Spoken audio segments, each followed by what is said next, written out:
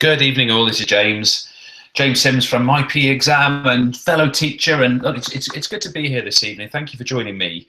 I will be on screen a little bit later on, but as I haven't shaven nearly well enough over the last couple of days, I thought I'd keep that to a bit of a minimum, really. Look, really good audience we've got in tonight. Some really good people in here. Some really good colleagues. Just want to mention a couple of you, not meaning to select anyone in particular, but Simon at Bullmarsh, really good to see you in here. Seems ages ago we went out for that meal. Simon, I can't believe how fast time's gone since then. We've got Karen here in Brussels, Karen Davies in Brussels. We've got Stuart Maddock over in Millfield, Lee Regan, I think Lee, if I remember right, at Cardinal Vaughan. And yeah, just a really good group of colleagues in this evening. Now look, as I said before, big thank you for being here. If you're anything like me, kind of the last week or the penultimate week leading up to Christmas holidays is a bit of a tough challenge. I'm shattered, so I'm sure there's many other people out there that are feeling very likewise. So a huge thank you for being part of what we're going to do this evening. This particular session has really been demanded by people who've attended other webinars that I've done over the course of the last few weeks. So it's one that I've been hoping to put on. What I am going to say about tonight's session, obviously we're going to look at the concept of mastery, as you already know. It's very much aiming tonight at getting you the big picture. Okay, so I really thought hard about whether to go into sort of heavy theory and looking at numerous sort of principles and researchers that have talked about this model a great deal. I thought, you know what, in general, this time of the year, as what will be an introductory sort of session for many people in this particular area, I thought, let's go for the big picture. Let's go for the main sort of considerations when looking at a mastery model, and let's see if we can really get people grasping that, and then there'll be opportunities for developing that and researching that a little bit further later in the future. Now, obviously, we're going to look at this concept first of all, which is the current paradigm. Now, I suppose the current paradigm, we're talking loosely about our current educational model. Okay, I want to be clear here. There are going to be things that are a little bit critical, and those things are only ever meant to be critical of the educational model. The very fact that we have so many dedicated people in the room this evening in itself suggests how reflective you people are, how desperate you are to do a really good job. You know, there's absolutely no judgment made about individuals, but about a dominant educational model default that perhaps can do with some challenging and some shaking up, and that's really what we're looking to do. And from then, we're going to actually start to look at the mastery model and how we can go about maybe even implementing aspects of it before finishing later on. If you want to ask me a question, do feel free to post that into the chat section. The chat's available to you right now. Post that in there, and every time I come back into the webinar room, I will have a look at those and try and answer those questions as best I can. I'll try and do that reasonably regularly.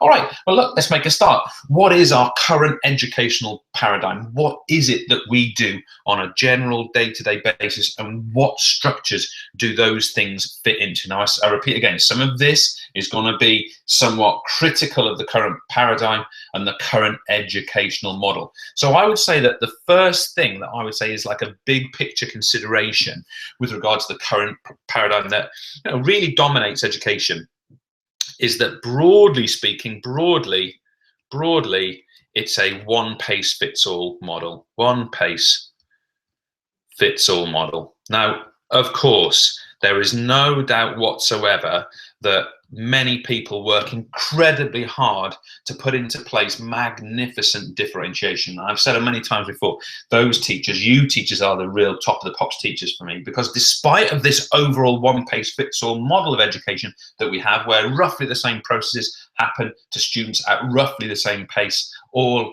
together as a group, many teachers struggle to differentiate despite and in spite of that current educational paradigm. And that's something that I think people should be really praised and appreciated for. This next point, I think, is absolutely critical to where we're going to go this evening. And it is that many of us are involved in what we might call course delivery. And the point I want to say is that the course moves on regardless of mastery of knowledge, skills, and behavior. The courses move on regardless of mastery level. Okay, so that is to say that if we are delivering a GCSE, an A-level, any other type of qualification, what we often do, not always, but what we often do, is we deliver a course. We provide a course experience, topic 1 in week 1, topic 2 in week 2, gradually mapping out the course as it goes through an academic year or 2 years, or whatever it happens to be. Now, of course, there are naturally some exceptions to that. Okay, so there are some exceptions, but generally speaking, courses progress in that rate. And what we're saying there is whether or not students have mastered, the course moves on, the group moves on, the student is moving on. And therefore, we might end up with holes in knowledge for individual learners. We can broadly label our educational paradigm as what we would call an industrial process. Now, that industrial process in its current format, and there'll be many people in the room who have studied a bit of history of education and have looked at the kind of the Renaissance Enlightenment thinking, sorry, I should say the Enlightenment thinking that brought about the industrial model, factory model of education in the 19th century in this country and others. But what you might not realize is that a lot of our quality assurance processes today are built on Japanese industrial model principles, Japanese quality assurance processes. Now, I got a bit of a taste of this when I was doing an element of my master's a few years ago, or a master's that I still haven't actually finished. But I started studying modules on 1960s and 1970s Japanese car making and computer component industry kind of design and process. And I didn't really understand for a period of time why it was I was studying that within education.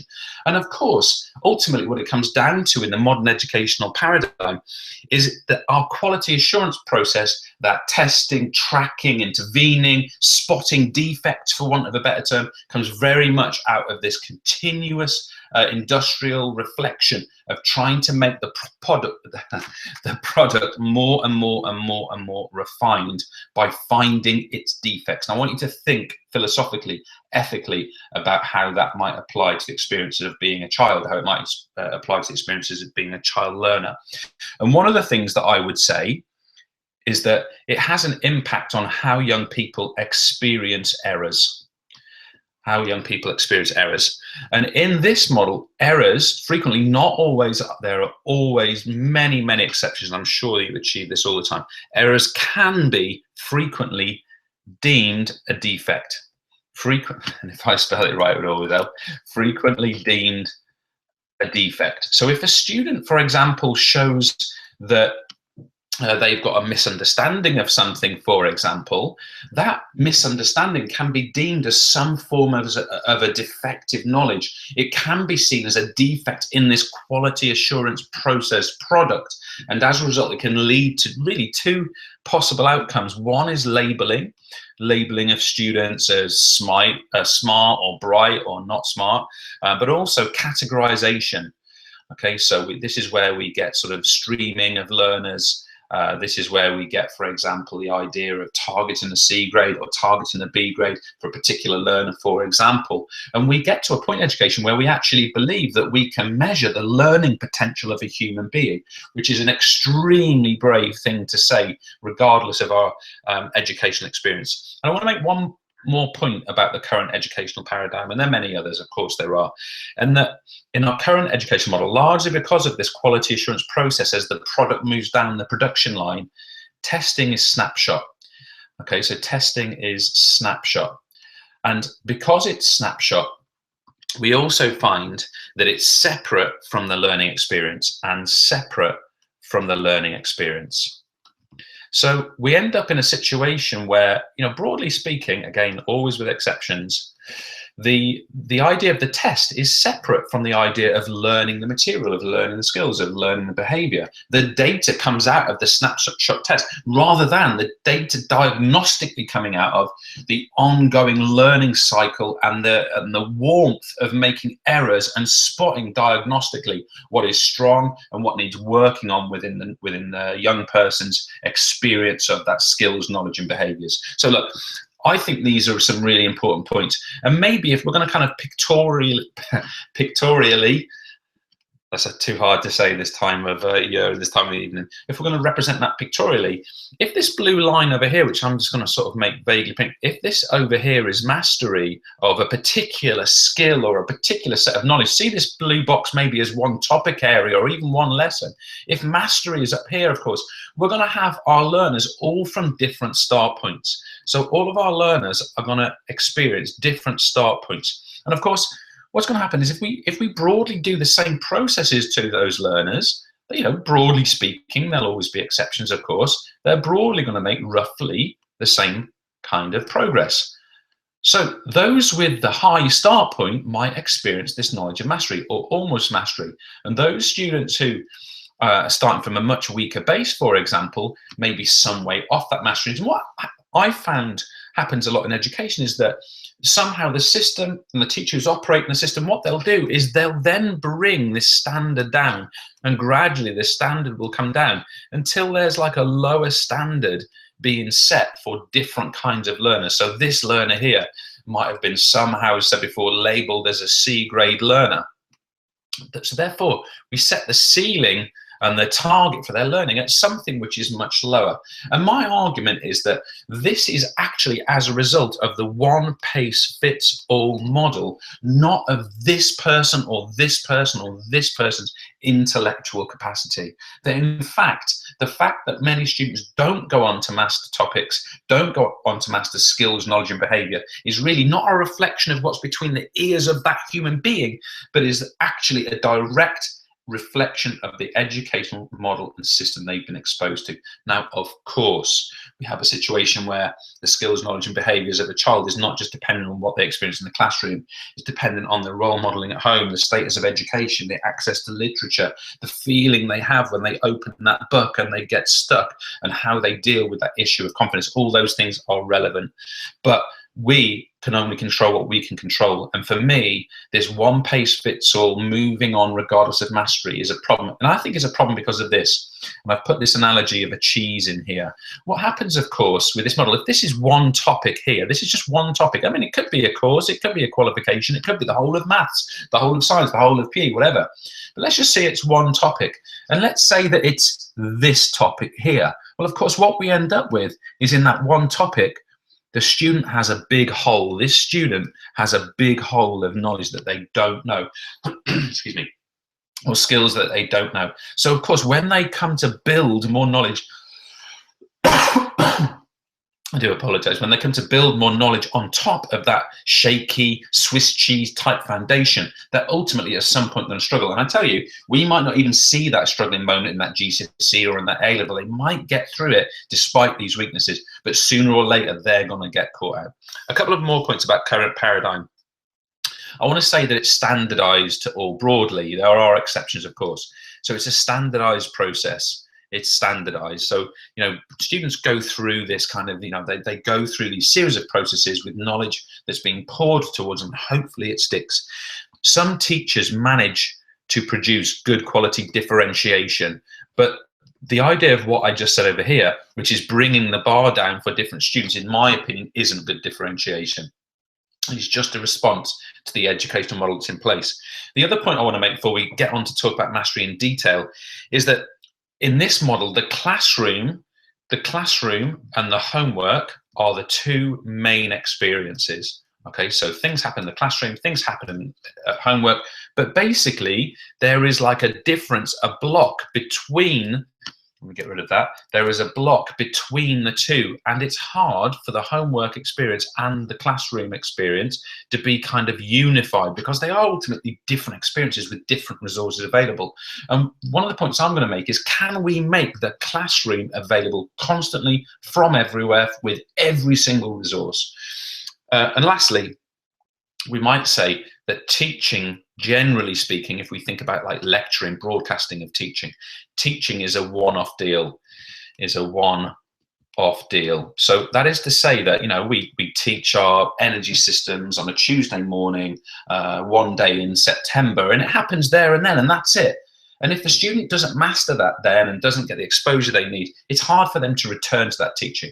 Perhaps what we'll need to be looking for is a model whereby every component of this wall of knowledge is absolutely rock solid, built on really rock solid foundations. For me, that is ultimately what the mastery model of learning is all about, and what we're going to talk about this evening, so that no matter what is built on top of it, that framework, that structure has the strength to survive it. All right, I'm going to do one more section before I come back into the room and sort of answer some chat questions, and that is the basic premise of mastery. So look, I've mouthed off there, I've criticised the current paradigm. What do I have to offer in replacement of that? Well, a couple of points that I think are essential with regard to mastery model of learning. And the first one is this: there is no arbitrary start and finish point to a learning experience except for mastery of knowledge, skills, and behaviors. So it really obliterates this idea that topic 1 goes in week 1, topic 2 goes in week 2, topic 3 goes in week 3. Because while that will work for some, it will fail to work for many. And that is something we have to address in education. Secondly, even when knowledge, skills, and behaviors are learned, the learner must be able to practice them for them to be returned. So this is also about returning. This is also about saying, you know what, I might have learned something, a core scientific process and understanding in year 7, but at some point I'm going to need to return to it, to refresh it, to retain it, to make sure it's live and active knowledge in my mind. And I think that very frequently that doesn't happen, or isn't enabled to happen. If a student really does have a deficit of something which is thought to be basic, you know, they do have this deficit over here, how do they return to be able to solve that? How can they go back to be able to solve that particular deficit? And I think it's difficult in many, many cases. So one of the premises of mastery that I want people to take away from this is that learning in this model is always self-paced.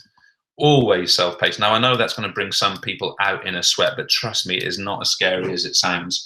We have a dominant mentality, I think, across education as a whole, which is that the teacher is a mechanism for being at the front and controlling the rhythm, the direction, the pace of learning. I don't think they need to. I think when students are enabled with the resources that they need to succeed, and when students believe in what they're doing, they will self-pace their learning, and they will take on huge amounts of responsibility for self-directing and self-pacing what they're doing. So this self-pacing, I think, is absolutely critical if we want to bring in a mastery model of learning. I say categorically, actually, that it's almost impossible to achieve a mastery model of learning if the dominant experience in the classroom is a one-pace-fits-all broadcast lecture. If that's the dominant experience, mastery is going to be very, very, very difficult to achieve. I can't say it's impossible. I just think it would be unbelievably challenging. I also want to say that the only target is mastery.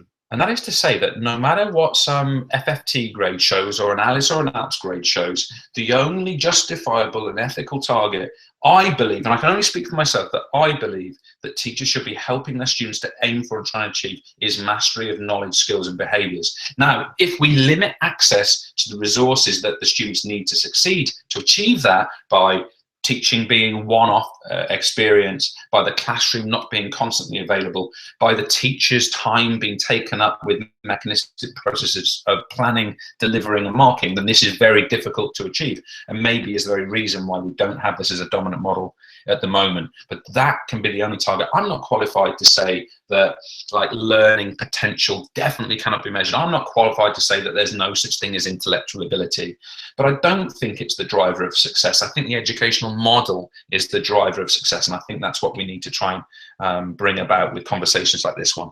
Thirdly, and I've mentioned this a little bit already, all resources, always accessible.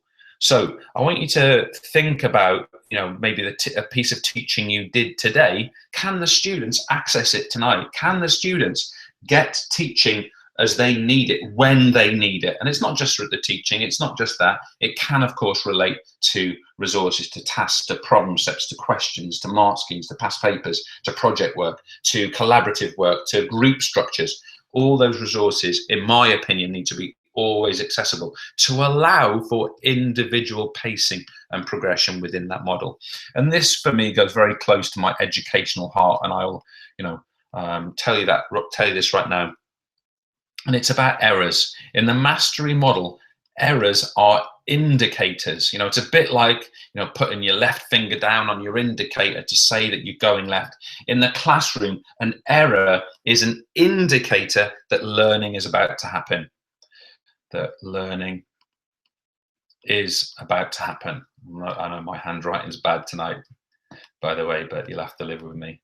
And what I mean by this is that if we can change the educational paradigm to say that actually within our educational model, we're saying that if a student makes a mistake, we're not saying it's necessarily a good thing, but it actually gives us really cool information to be able to, for us to say diagnostically, now we know what we need to do. Now we know what the problem was. Now we've found the area that we can work and improve on. And for me, that is the premise of mastery. It's constantly trying to find little misunderstandings, little nuances. It's constantly trying to get that click of understanding that then helps the student to solve that blockage, solve that barrier. All right, I'm going to come briefly back into the webinar room. And I said before, you can have a look at how terribly unshaved I am. I do apologise. Here I am. I know I've got a big beam of light coming down here as well. I did actually think about taking a light bulb out, but in the end I didn't. I didn't manage it. If people want to just comment on things in the chat and ask questions, feel free, and I'll do my very best to answer those. I'm really aware this evening that I'm probably being quite provocative.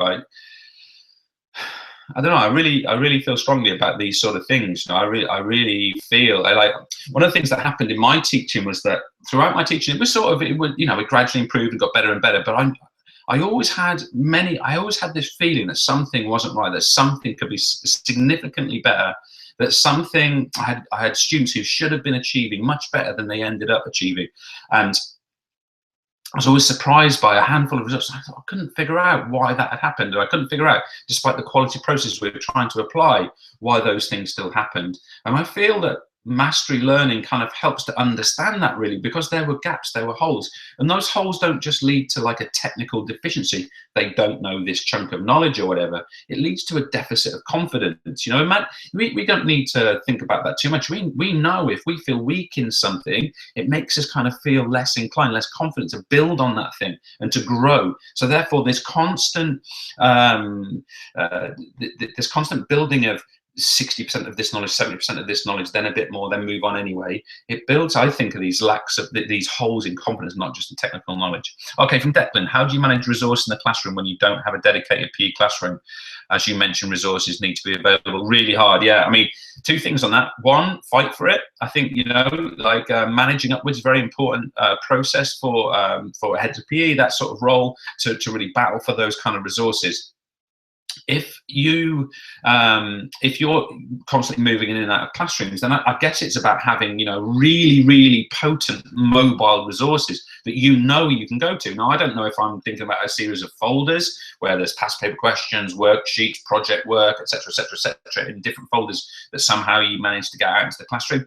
When I first read that, I thought about a trolley you could push around. You have your theory trolley or something like that and I don't know how practical it is in your school, but it's about making it work and trying to achieve that, I suppose. I don't know if I have an exact answer to that, but those would be some of my kind of general points in reflection of that. By the way, in my last teaching job, I had exactly that situation. I found that really hard, Declan. I didn't have a dedicated teaching space, and I found that to be difficult. So I do recognise your point there. It's not an easy thing. Again, negotiating with whose classroom it is, or is it one of those really shared classrooms where anything and everything happens in there, then that can be problematic. But yeah, think about that mobile trolley, taking the folders with you, having those resources, but having them mobile, I suppose, would be one way to think about it.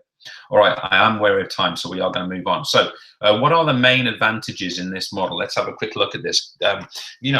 Only a few points here for me to really draw out with you, so I'll try and get this moved nice and quickly so we're under time.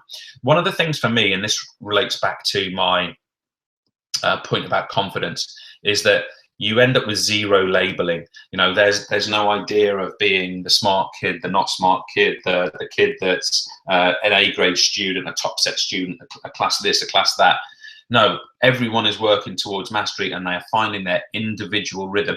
I've even had occasions on one or two. I mean, this is becoming just bear in mind, I just realised I haven't actually shared my screen with you. I bet you're all shouting at me there, weren't you? There we go. I hope you can see my screen okay now. So I've even had cases in the past where students have even celebrated mistakes that they've made. Now, I know that seems a little bit extreme in some ways, but this idea of labeling, I think, is really detrimental to young people, and they, of course, end up labeling themselves and within themselves, within their groups. I'm sure you'll have examples of that in your school itself. I want to mention the point I made to you a minute ago about confidence. Confidence really skyrockets in this model, and it skyrockets because I think of a very simple concept, and it's this one here that I'm going to put on right now with my incredibly shaky line, and that is to say that it's almost impossible to get completely stuck. Almost impossible to get completely stuck. Now, a lot of you know the work I do and know that I work, for example, my lessons are done by, I have them all recorded in video tutorials, sort of 10-minute, excuse me, tutorials. And therefore, those are the kinds of resources that the student can constantly refer to if they get a moment or experience of stuckness to unglue themselves from that situation. So it's much harder, therefore, in that particular scenario for a student to become stuck on a particular concept. I also want to say that I think another thing that happens in this kind of learning model is that the quality of discourse, the conversations between teachers and learners and between learners themselves goes up dramatically. And I want to just give one example of that. And it's the idea of the teacher having more time for one-to-one guidance of students or small group teaching of students. I think it's incredibly potent, not necessarily one-to-one, it might be 1 to 3, 1 to 4, but individual small group attention for students that need it most in the areas that they need it most. My last point on the main advantages, let me just squeeze it in down here, is that errors, as I said before, are positive. And I just want you to pause on that and think about that. I think it's very contrary to what our dominant experiences of classrooms are, that errors are a good thing, and they provide, if you like, a diagnostic environment. They provide a diagnostic environment. So just bear with me a second. So what I mean by that is that we can actually say that in the mastery model classroom, data centricity becomes far greater. So we have an increase in data centricity in the classroom, but it's really important. This data is not produced by the teacher, but for the teacher. Now, I've just picked 1, 2, 3 sets of data that I use through a structure called the Khan Academy, which I'm going to talk a little bit more later on. And I haven't done anything whatsoever to produce this particular data. Now, it's just snapshot data. But what it does allow you to do, if you have this sort of mechanism, is for to say, right, that's specifically where our deficit is with this specific student. That's where the diagnostics are suggesting to us that we can actually intervene and make a significant difference to that student. And I think that's incredibly rich, and I think that's incredibly important. What I found in education a great deal over the last 10 years is that we produce data because we're told to produce data. We do a data producing test because we have to report on something, rather than thinking from the start point of saying, right, how can we provide an assessment structure that is built into the learning experience, provides ongoing, constant, live, volatile data, which we can act on constantly. And what we tend to do, of course, is then come back to that snapshot. Learn, learn, learn, test. Learn, learn, learn, learn, test. Well, what about the learning producing the data such as this, and therefore intervening on this so that when you come to that snapshot test, not saying we take it out, but when we come to it, we've actually tried to iron out through the diagnostics what the deficits actually are. All right, I'm just going to change my canvas over here. So just bear with me a second. I'm not going to save what I've just done there. And I'm just going to find my mastery model 2 here. We've got a couple more points that we're going to go on to. All right, so main disadvantages. What is negative about this? Because let's not wax lyrical about this as if this is perfect, because it definitely isn't. So what is going to be a disadvantage, a drawback of trying to do this? Well, without question, one of the main thing is change, right? And the idea of new resources. How do I actually do that, James? I'm not saying I've got all the answers to that right now, but what I would like to do is right at the start is give a big picture of this. The other thing I'd like to say about the new resources kind of challenge is I think we have to have like a systems approach to this. If we are in a situation where school A and teacher A has to produce all these resources for their school, and school B as well, and teacher B, and school C and teacher C, it's not going to work. But what we can do is work collaboratively, have central systems which produce and refine resources so that teachers can use those centralized resources and then make them individualized for their particular setting. So for me, the idea of a school doesn't end where the main building or the school hall or the school gate finishes. Surely the whole education system is the school, and therefore this systems approach can really make much more efficient the advantage, in this case the disadvantage, of having those resources available and constantly available to students. Other disadvantages for me is that if you do somehow manage to switch your mechanisms towards a mastery model, it's going to be different to other subjects. So your students are going to be experiencing one thing with you and probably something quite different, maybe more traditional in their other classrooms. That is going to be a challenge. That is something that you're going to have to be aware of, and the skills, the understanding, the confidence, and the expectations of the students is going to need to be developed there. I want to sort of put this one in here. A lot of people get concerned about course delivery. We won't have time to get through the course. People will fall behind. We will not. They will not get exposure to everything. Let's call that falling behind. Well, I guess that is a possibility. All of the learning coming out of places like Khan Academy, blended learning model shows the same thing really continuously.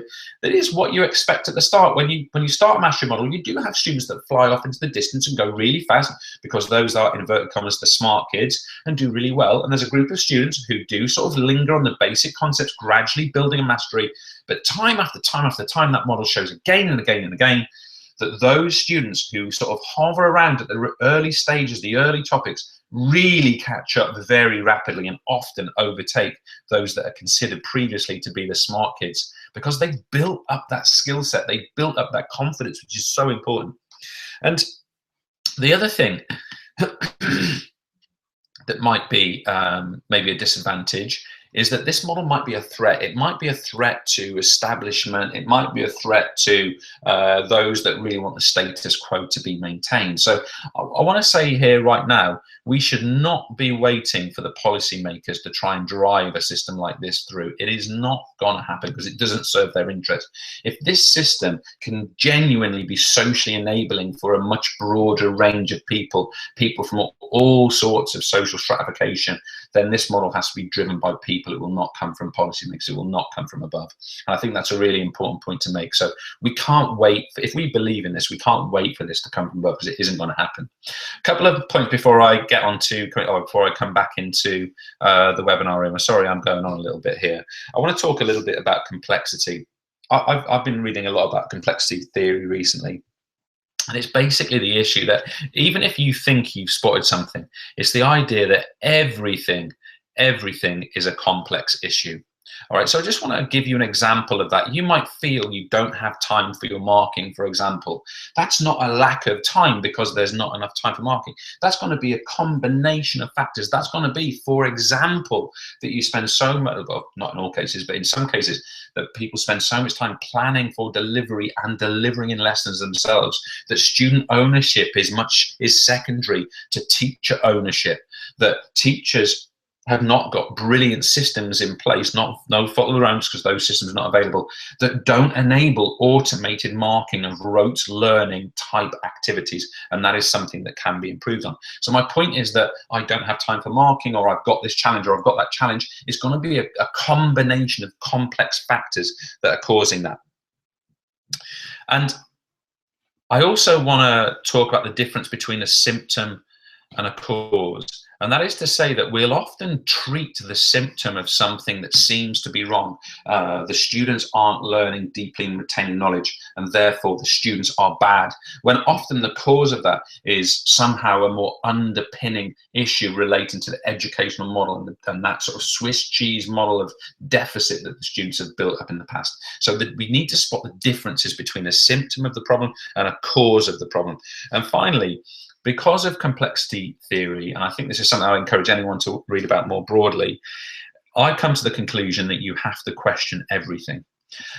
What I mean by that is that I think there's so many assumptions in education, and especially in institutionalized education, that we just never get to question. I think we have to start that process. I think many of you will be doing it already, I'm sure, but we have to question quite literally everything that goes on around us. If it seems normal, traditional state, we have to question that, and we have to bring out potentially brilliant questions that challenge the assumptions that drive a lot of these practices onwards. All right, I'm going to come back into the webinar room and see how things are going. So yeah, Charlotte, with smaller group teaching, would you focus on the mastery of the knowledge or the mastery of how to answer the exam questions 48, 60, and so on? For a C, it's proven difficult to achieve the majority. Look, I don't see them as separate for me, Charlotte. I mean, obviously, I can't give you the answer to every single challenge, but for me, the idea of mastering knowledge and the idea of then having the skill to write an extended writer, they're not separate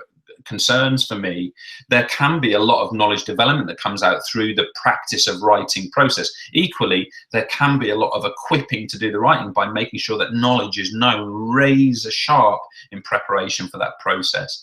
The other thing I find a lot with extended writing is that the first few experiences of it need to be much more collaborative in their experience for the students, so that, again, getting stuck and having only the ideas that the student has access to, or the student has between their ears, as the only resource that they've got to fall back on. I think those need to be more collaborative. Lee, does this model not lend itself to a take the exam when you are ready? Yes, it does, Lee. I thought long and hard about talking to you about that tonight, and I decided not to, just simply because I haven't read the rest of it, because this is phased out by current government costs to take the exam at the end of the year. Look, I just don't think it's a reality for me to say to you now that in a really genuinely educational model, a genuine model that serves the way human beings actually learn, that the assessment should be taken at the time that the student chooses it, or the student and the people that are around the student choose for it to be, not at some arbitrary date in the summer. I did think about talking to you about that tonight, but it just felt like a battle that can't be won at this particular moment, so I just stepped back away from it. But you're absolutely right, you know. Why is that? Who are these people to decide that a student has to have this level of knowledge on this date in their life at this particular moment? You know, if we started, would we make it like that? If we were starting out afresh now, with the quality of technology we've got available today, with the access to immediate communication, I'm not sure we would. So for me, it's a big question, but it's one that I don't feel we're ready to tackle right now.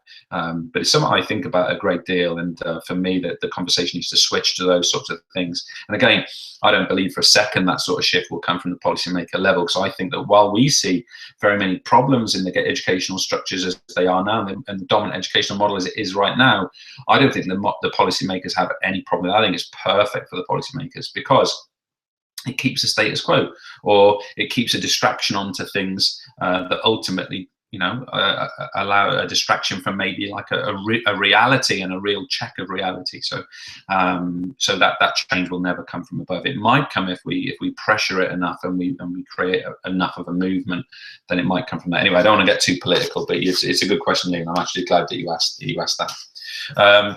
Okay, a couple of things before excuse me, a couple of additional things before we get towards a finishing point this evening.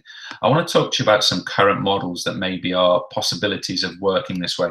The first one is a really lovely, simple one, and many of you out there will have taught a child to ride a bike, for example. I want you to think about that experience, and I want you to think about how that experience actually works for a child. You know, that this child, this one in particular, appears to be with his dad.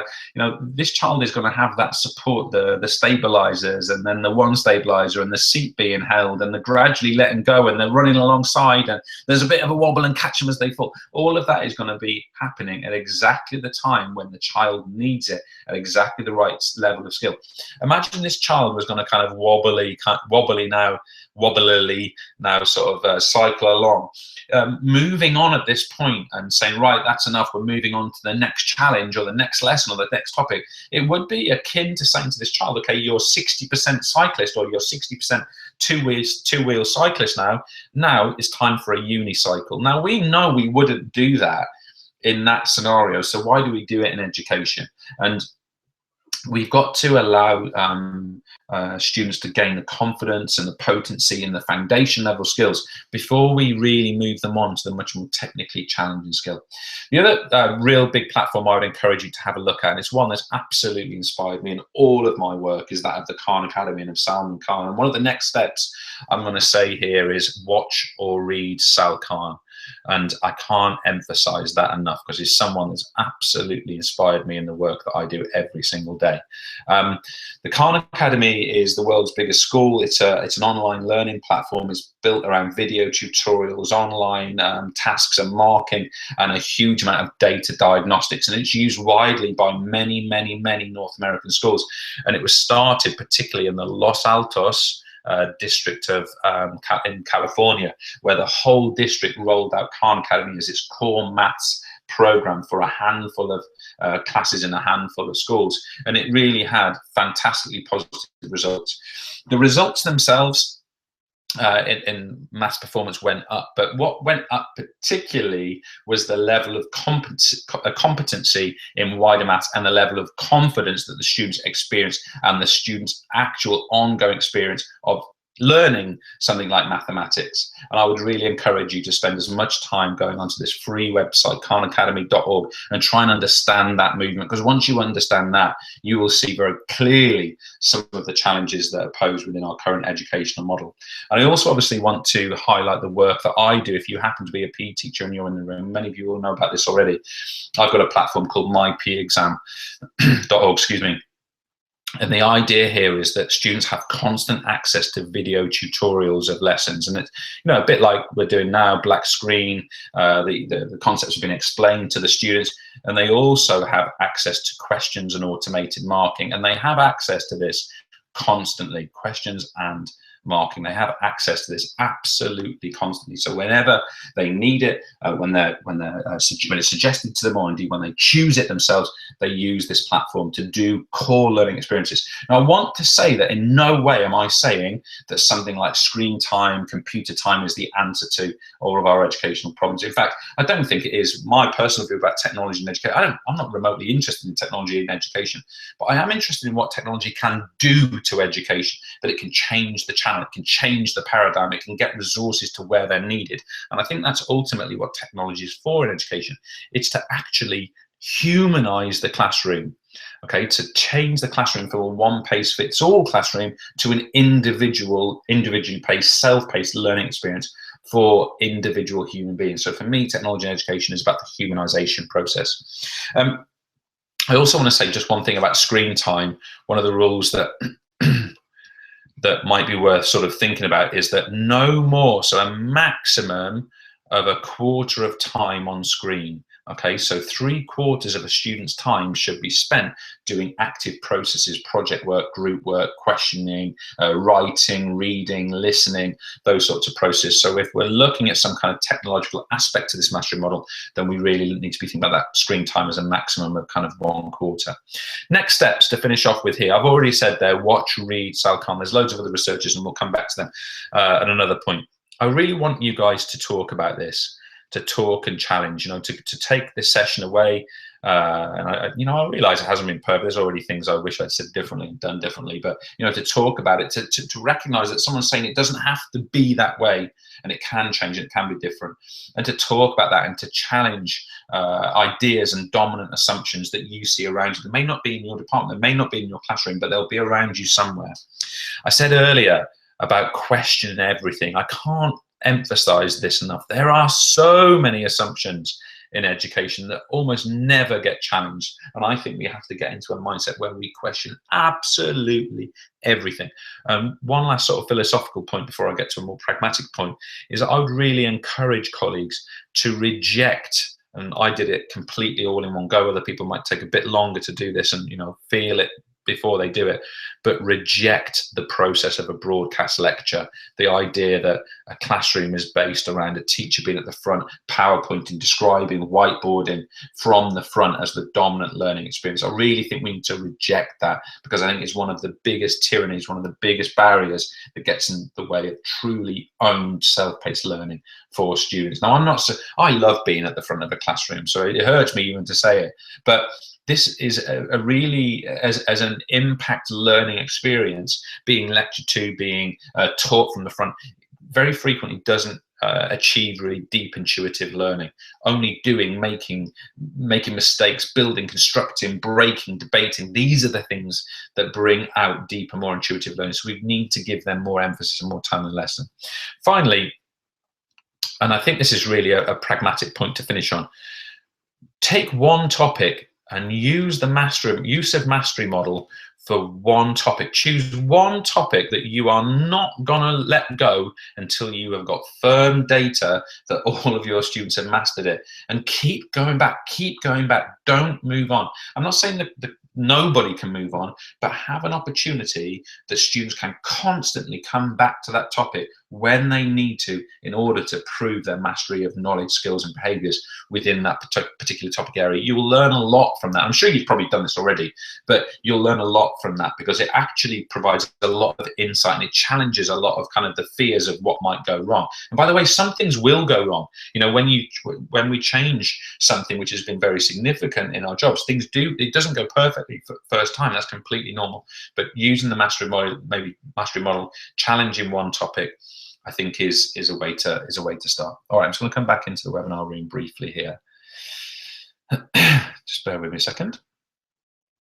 Okay, so yeah.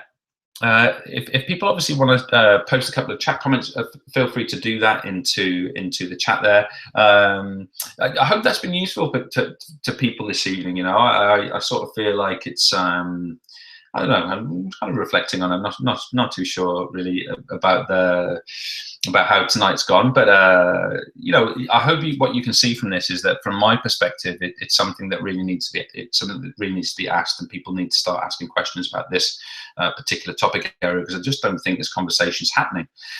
I've been hearing a lot about Pixel, and there'll be people in here who work with Pixel, who will have associations with the Pixel group, and a lot of their quality assurance process will come through that sort of Pixel structure. If you don't know what Pixel is, don't worry. It's just almost like it's a group of schools that collaborate together to share and pool really top quality resources, and they pay a lot of money to be able to do that.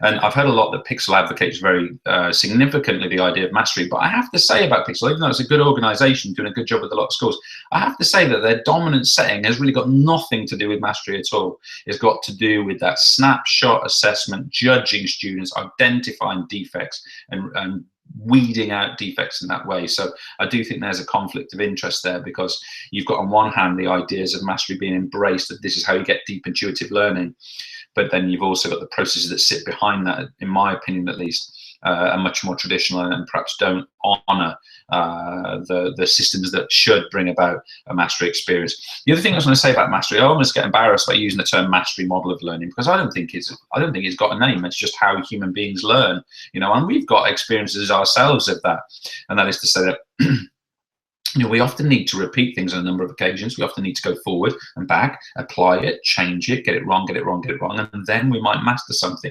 The fact that that isn't frequently enough the dominant experience in schools really needs challenging, in my opinion. I don't think it's about having specially named mastery models. It's just about recognizing how human beings learn, and about trying to align our educational systems and structures towards that human setting. Lee, thank you to you, and thank you for your kind message in there. I really appreciate that. The only thing I want to do before I finish, and I hope people don't mind me doing this, I'm just gonna put a button up onto the screen, which allows you to, if you do find this sort of thing interesting, and you were sort of thinking that, okay, there's something to follow up on here. If there's some relevance of speaking to me, having me in person, get me into school, etc., do feel free to get in touch in that way. So that's just a link to an inquiry form, and it might be nice for you to hit that link there and just make some inquiries about the possibility of in-person training. I'd be very proud to come do that on a number of different topics. And many of you have been with me for many inset sessions or webinar sessions over the course of this term. Okay, so look, it kind of only really leaves me to say, look, a very Merry Christmas to everybody. Thank you so much for the support from so many of you all of this term. It genuinely appreciate. I've got to say, I'll be honest with you, I was proper shattered for this tonight. I'm so tired, and it felt like a real tonight felt like a really big strain, you know, to get this done tonight. So I'm a bit worried I haven't been sort of my usual self. I don't know if that's the case or not, but I hope you realise I do really try hard to do these. And this one, I have to say this one, I was so tired this afternoon. I thought, oh my goodness me, I don't know if I can do it. But anyway, we've done a session. I think we started a conversation here, and hopefully that session can lead to some really good questions. I would be really proud to have conversations with you in the future. My email is james@mypeexam.org, james@mypeexam.org. From Andrew, great session, lots to think about. Would love to see an example of this model in action in your class. Are there any clips available? Excuse me. I don't have any clips specifically of classrooms. I mean, what might be interesting there, Andrew, is for us to actually talk about what the classroom would actually look like. I've actually been commissioning a video in relation to this at the moment, and script is actually written and done, and we're just going into like the editing and animation stage of that to answer this particular question. But I think, you know, what we could do is have a conversation about it in person and see if I can, you know, broaden out some ideas there, because I do think that's the thing, right? You have lots of I did a session a couple of weeks ago where it was literally on the ground, this activity, this activity, this activity. I feel like this one's more conceptual, right? It's like, okay, well, that stuff might not be optimal, therefore there are these ideas, and then how do I put them in place on the ground? And I do agree with you, it might not be the thing you can just grab and just do straight away, but I think understanding it conceptually first very important. But I would be really welcoming of a conversation, Andrew. Charlotte, thank you, all the best for 2016. You too. 2016 is a big number, isn't it? You know, yeah, 2016 is a lot. Andrew, that would be great. Many thanks. Yeah, let's do that, Andrew. So James at MyP, let me just type it into the chat just in case you didn't note it down earlier. So yeah, just put my email into the chat there, so feel free to drop me a note on that, Andrew, and we'll have a good chat. Okay. And yeah, like I said before, fantastic new year. Have a great break when it finally comes around to it. I'm away in Spain for 10 days working all the way through, but still a bit of a change of scene. My partner Martha, she's a Barcelona girl, and we're going to go over there for 10 days, stay with family and have a proper change of scenery, and have some peace and quiet and do all that sort of stuff. And it's going to be good. So I wish you all a really happy Christmas. I hope Santa brings you all of your dreams, and all the best for the new year. Look after yourselves. Take care.